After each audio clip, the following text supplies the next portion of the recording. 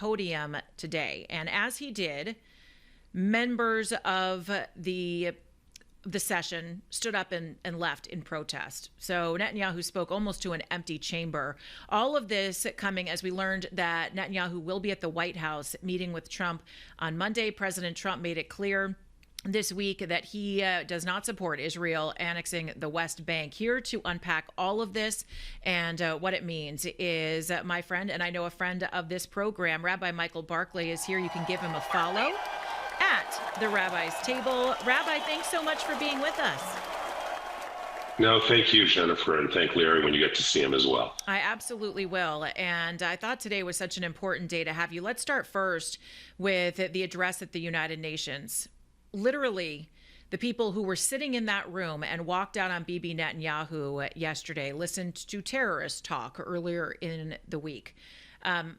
This anti-Semitism that has spread throughout the United Nations, we'll talk about it, into our conservative movement as well, is so troubling. But if you listen to Bibi Netanyahu today, he made the point that Hamas, that extreme Islam, is desirous of killing Americans, of killing Jews, and of killing Western culture. It's not only true, I would make a slight adjustment to that. It's not extreme Islam, it's Islamic theology. You and I have talked about it, Grant and I have talked about it, Larry and I have talked about it. Its actual Islamic theology is to create a worldwide caliphate of Sharia law that is in the Quran, that is in the Hadith. And they want us to be part of that. Any infidel, any kafir must be converted, enslaved, or killed. Yeah. And the fact that the West is in any way supporting this kind of craziness is like a chicken voting for Colonel Sanders. It's insane. You know, it is insane, and seeing what Netanyahu had to say really it rings true. I think for any of us who are paying attention, we have this threat from Al Qaeda once again, and he made, I thought, what was a great comparison to talking about what it's like to have Hamas living literally right next door to the Israelis that they attacked just 3 years ago in just a few weeks. And he said this would be the equivalent of the Americans allowing Al Qaeda to live a mile outside of New York City. It doesn't make any sense, Rabbi. So remember that the entire concept of Palestine is a fantasy. We've talked about that historically. But the idea of a two-state solution is an impossibility, especially when one side doesn't want it. They just declare Palestinians from the river to the sea. They want one state with Israel destroyed. But for a moment, let's talk about Judea-Samaria. There's a place in Judea-Samaria which is part of biblical Israel. And it's called Mount Peduel. It's called the Balcony of Israel. Think about, if you know Los Angeles area, being on the top of Coldwater Canyon in Mulholland, where you can see all of the west side. You can see all of the San Fernando Valley. Mm-hmm. From Mount Peduel, you can see everything from Jerusalem to the Ben Gurion Airport to Tel Aviv.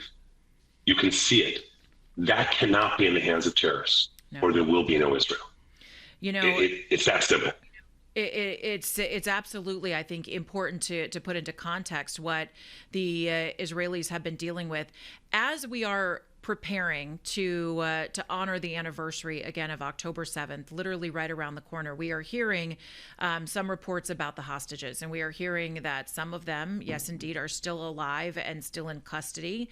And President Trump is looking desperately to try to help get those people relieved, and that there could be a deal with Gaza coming soon. What have you heard about this, and are you in support of making a deal with Hamas right now? I'm in support of getting the hostages back. The reality is you cannot have a deal with Hamas. Mm-hmm. And they don't intend on giving all the hostages back, because as soon as they do, they've lost any leverage. Trump is smart enough. Donald Trump is a shrewd, brilliant man. He's done a lot of real estate development. You know, before you build a house, build a real estate project, you got to get the permits. He can say whatever he wants about a two-state solution. He can say whatever he wants about Judea, Samaria, or anything else. Right now, the issue is Gaza. And we've got to get through that. Israel has proposed, Trump has proposed, give all the hostages back. Hamas gets entirely out of Gaza.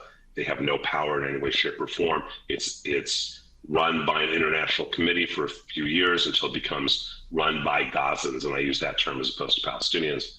Once that happens, then we can they'll be able to deal with Judea, Samaria, etc. But they're not going to give away their hostages because then they have no leverage in the world at all. And that seems to be right on the money. Why would they give up their leverage, especially because they want to keep this going? This is not the end for them. This is never going to end for them. Their attacks, again, on the Jews, on Americans, on the West, that's going to continue. And I thought it was particularly moving today when Bibi Netanyahu said murdering the Jews pays off. And he called out the UK, he called out Canada, he called out Australia for recognizing the Palestinian state. Why are these other nations, why are they recognizing the Palestinian state? Where is that coming from? Where is that pressure coming from for them? I think it's coming from three different places. Number one is an inherent hatred of Jews, and that goes into the history of anti-Semitism and how it has shifted and mutated over the last 2,000 years. That's one piece that's underlying a lot of things. Number two is so many people in their country are now Islamic. And so they're doing Allahu Akbar on the streets. Well, the government doesn't want to recognize that when they dedicate and they say that prayer on a street in London, according to Sharia law, according to Quran itself, that land is now for Allah, and they have not only a right, but an obligation to conquer it in Allah's name. So they've got this huge influx, and they want to create, they don't want to cause problems in their own country. I think that's a piece of it. And the other piece of it, quite frankly, is monetarily. There's so much money from the Middle East, so much money from these countries, from the Arabs. And unfortunately, many pundits and many politicians are motivated by money. Yeah. And their sense of that will keep them safe, and it won't. They need to understand that this is dangerous. We have just a minute left, and I hope maybe you can stay with us for one more segment, because I think we need to explore how some of our movement has gone to the side of anti-Semitism. But in just 30 seconds, if you could, Rabbi, Monday morning, President Trump, Bibi Netanyahu meeting. President Trump was very clear he wouldn't allow, those are his words, Netanyahu and Israel to annex the West Bank. Do you think that meeting is friendly? Is it tense? What's the tone, and what will come from that? I think it's two very wise men who will say what they need to say in public and have the conversations they need to have in private that are more honest.